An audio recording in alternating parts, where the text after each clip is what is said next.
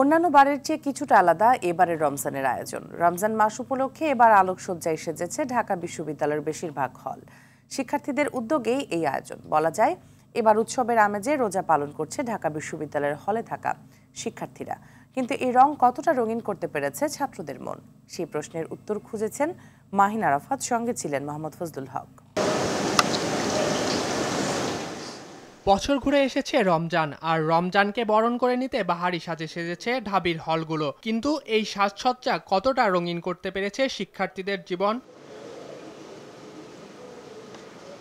রমজান কারো কাছে পরিবার নেই ইবাদতের, আবার কারো কাছে পরিবারের মায়া ত্যাগ করে জীবন গড়ার সাধনার। ঢাকা বিশ্ববিদ্যালয়ের শিক্ষার্থীদের এমন বাস্তবতা প্রতি রমজানের। বাসার বাহারি খাবারের পরিবর্তে যা জুটছে তা খেয়েই খুশি তারা। অসন্তুষ্টি থাকলেও যেন অভিযোগের সুযোগ নেই। হল খোলার পর থেকে খাবার নিয়ে যে অভিযোগ, ওটা সবসময় থেকেই যাচ্ছে।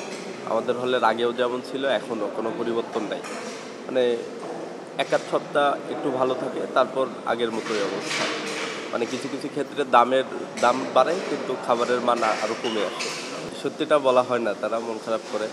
বলি যে ভালো খাইছি, সবসময় তো মাছ মাংস বলি যে মাছ খাইছি, মাংস খাইছি, কিন্তু এটা যে খাওয়া যায় না সেটা তো আর বলা যায় না।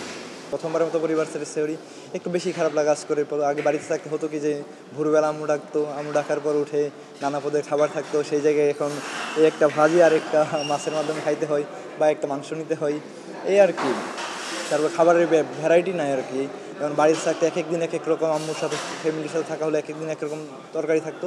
তো এই জায়গায় দেখা যায় কয়েকটা নির্দিষ্ট তরকারি দিয়ে বারবার ইফতার করতে, সেহরি করতে হয় আর কি। তো সেই জায়গায় তো কষ্ট লাগা অবশ্যই কাজ করে, খারাপ লাগা কাজ করে।